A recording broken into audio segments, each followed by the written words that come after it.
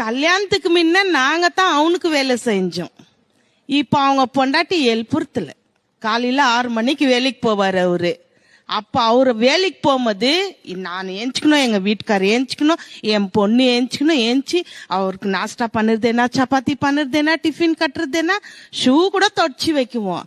இப்போ அவரு எவ்வளவு மணிக்கு ஏஞ்சி போறாருன்னு தெரியாது. போகும்போது கொஞ்சம் ஆட்டிட்டு போவார்மா, போயிட்டு வர, அவ்வளவுதான். இப்ப கொஞ்சம் தொண்டை அவருக்கு கிச்சு கிச்சுன்னு ஆயினுக்குது. கொஞ்சம் சுடு தண்ணி குடிக்க சொல்றாங்க டாக்டர். சுடு தண்ணி வச்சு கொடுக்க கூட ஆள் இல்ல. நானும் செய்யறது இல்ல. ஏன் செய்யணும்? பொண்டாட்டி வேணும், நீ கல்யாணம் பண்ணிக்கின. நாங்க பார்த்த பொண்ணு விட்டுட்டு உன் இஷ்டமாவே நீ கல்யாணம் பண்ணு வந்த. அன்பையே எங்க நடக்குது?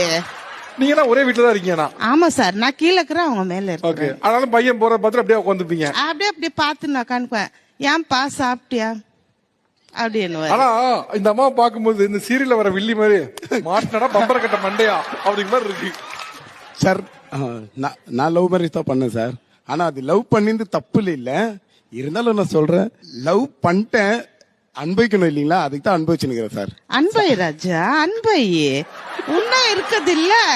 இந்த வாரம் சாக்ஸ் கசுக்குன்னா அடுத்த வாரம் தான் கசுக்கி வைக்குவான். இருந்தாலும் உங்க பையன் சொல்றான், நீங்க தான் உங்க மருமகளுக்கு புத்திமதி சொல்லி இப்படி இருக்காதுமா, ஃபேமிலி இப்படிதான் இருக்கும், நீ ரன் பண்ணணும், கொஞ்சம் அட்ஜஸ்ட் பண்ணி போ, இதெல்லாம் சொல்லலாம் தானே சார்? இங்க ஒத்துன்னு போயிடுவாங்க, மேல போயிட்டு அவர் படுக்கணும் இல்லையா? அங்க தலை வச்சு விடுவாங்களா?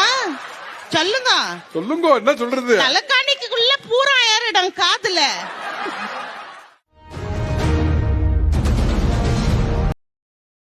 Download ShareChat.